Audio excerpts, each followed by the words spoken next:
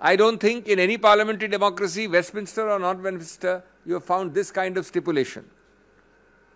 So disruption by the ruling party. All of this is part of a pattern. All of this is part of a pattern to stop him. A, because he speaks fearlessly and candidly. B, to divert attention from the real issues.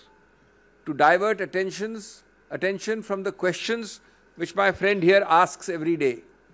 To divert attention from the burning issues before the nation today. And it is done also to send a message to create a fear psychosis amongst those who dare to question this government. Friends, that is the political part. That is what should concern our body polity. There is equally a legal part.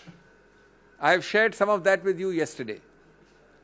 Since we've had slightly more time, let me elaborate a little more today.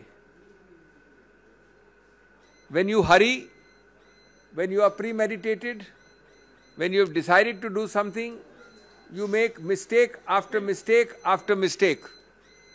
You multiply mistakes on a repetitive basis.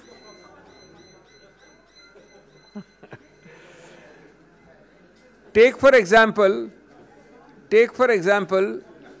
the alacrity with which you are moving. Within 24 hours, you are moving with amazing alacrity. I need to remind you that a few months ago, in a case of another political leader from Uttar Pradesh, belonging to the leading party in that state, the Supreme Court, quote unquote, when an immediate by-election was sought to be announced post disqualification of that person because of conviction, immediately, without waiting for that person to exhaust the legal remedies available, the Supreme Court in that case not only deferred the by-election, but then added, look with what alacrity have you proceeded. This is yet another example. But it gets curiouser and curiouser. As I told you yesterday, there is a provision created in law specifically called 202, which says if allegedly I commit a defamatory offence in place X, in this case Kolar, Karnataka, and if somebody chooses to sue me in Gujarat or Bihar, as in this case Surat, then the magistrate before whom a complaint is filed is mandatorily, I repeat, mandatorily obliged to conduct a preliminary inquiry as to whether he has jurisdiction to start and initiate the proceeding. He has to call for a report either himself or through the police or through agencies.